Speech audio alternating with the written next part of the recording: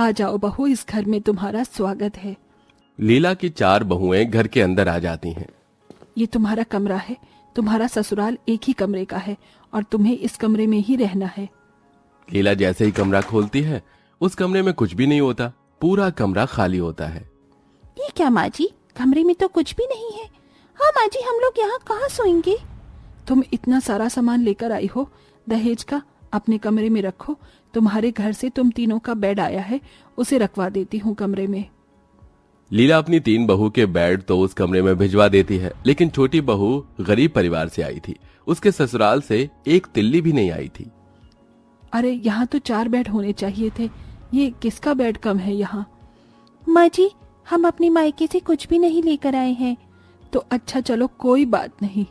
लीला देखती है कि उसकी 3 बहू अच्छे अमीर घर से थी, तो सबसे छोटी बहू गरीब थी। इसी के चलते वो उसे ज्यादा बात भी नहीं करती है। तुम तीनों को अगर कोई भी परेशानी हो तो मुझे बता देना। अब लीला इतना कहकर तो चली जाती है, लेकिन गर्मी इतनी थी कि तीनों अमीर घर की बहू अपने अपने मायके से ससुराल में गर्मी से बचने के लिए कुछ न कुछ साधन लेकर आई थी। किसी के पास पंखा होता है तो किसी के पास टेबल फैन होता है, तो कोई एसी लेकर आई थी। लेकिन वहीं फुलवा के पास न तो बेड था और न ही बिस्तर, और साथ में गर्मी से बचने के लिए भी उसके पास कुछ भी नहीं था। गर्मी बहुत है और नीचे तो फर्श और भी ज्यादा गर्म हो रहा है। दीदी, क्या मैं आपके बिस्तर पर सो सकती हूँ? तुम्हारा दिमाग खराब हो गया है क्या? अगर तुम मेरे पास होगी तो मैं अपने पति के साथ सुहागरात कैसे मनाऊंगी? हाँ दीदी, आपने सही कहा। चलो कोई बात नहीं, मैं नीचे ही बिस्तर कर लेती हूँ।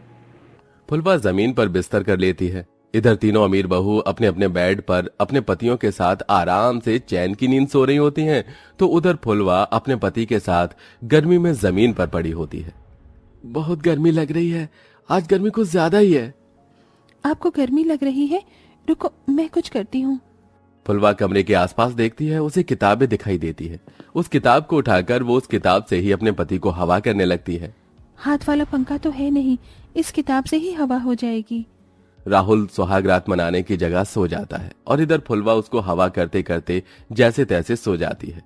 अगले दिन जब सवेरा होता है तो फुलवा की तीनों जेठानियां आराम से बेड पर सो रही होती हैं और उठती भी नहीं है। जेठानी जी, आप तीनों अभी तक सो रही हो, आपको उठ जाना चाहिए। आज हमारा ससुराल में पहला दिन है, हमें रसोई की रस्म भी करनी होगी। अरे तुम्हें जाकर जो करना है कर लो, हम यहाँ कोई काम करने नहीं वाले। हाँ हाँ, इतनी गर्मी में हम कोई काम नहीं करने वाले। काव्या, दिव्या, सृष्टि तीनों आराम से सो रही होती हैं, तो वहीं फुलवा अपने कमरे से बाहर निकल आती है और घर के काम करना शुरू कर देती है। आज तो गर्मी बहुत है, धूप भी कड़ी निकली है। फुलवा सबसे पहले घर की साफ सफाई करती है और उसके बाद रसोई में जाकर सभी के लिए खाना बनाने लगती है।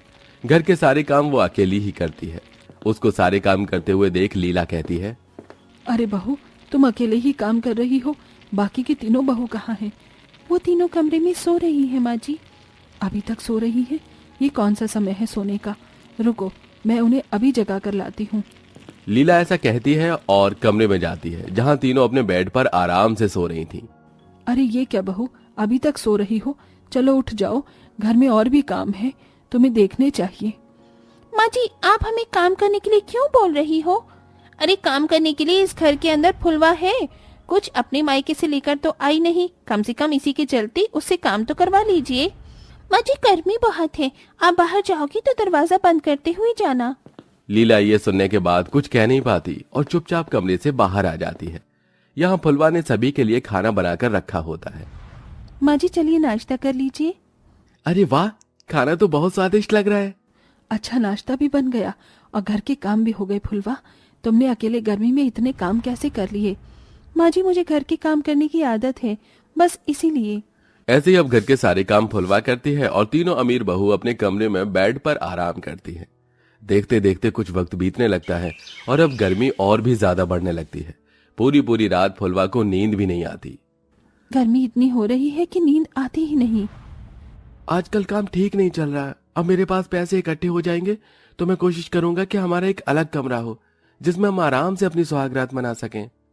कोई बात नहीं, चलो आराम से सो जाओ, मैं आपको हवा कर देती हूँ, कल आपको नौकरी पर भी जाना होगा।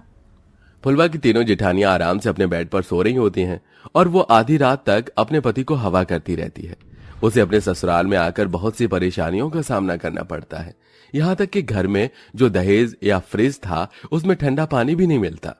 माँ जी, मैंने इसमें ठंडा पानी लगाया था, अब इसके अंदर ठंडा पानी नहीं है। कहाँ चला गया सारा पानी? मुझे नहीं पता बहू।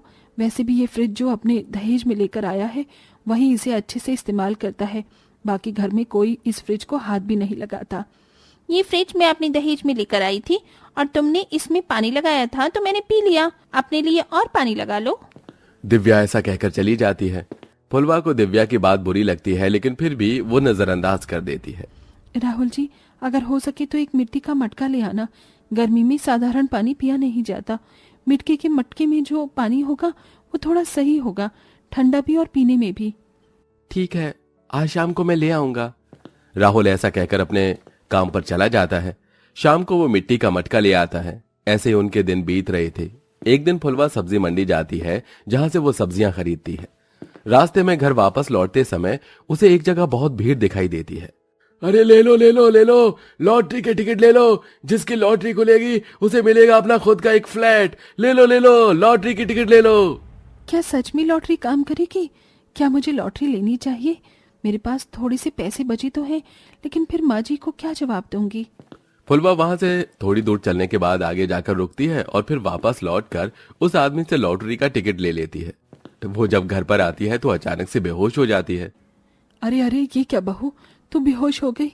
अरे राहुल, राहुल कहाँ हो तुम? जल्दी से यहाँ पर आओ।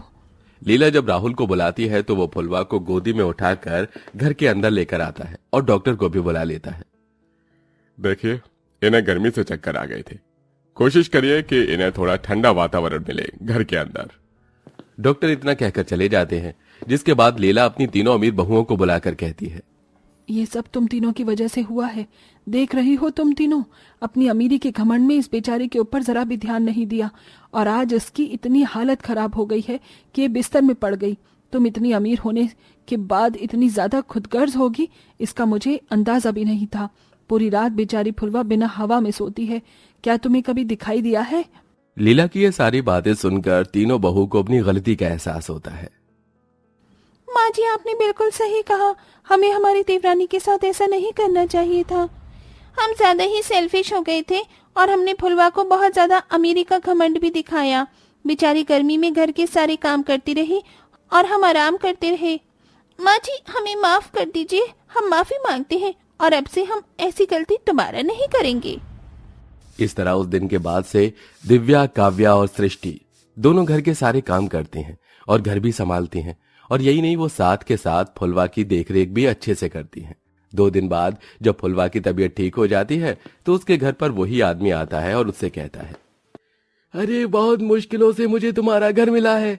मैंने जितने भी लोगों की लॉटरी का टिकट बेचा था उनमें से किसी की लॉटरी नहीं खुली। मैं एक बार तुम्हारी लॉटरी देखना चाहता हूँ। फुलवा लॉटरी का टिकट दिखाती है।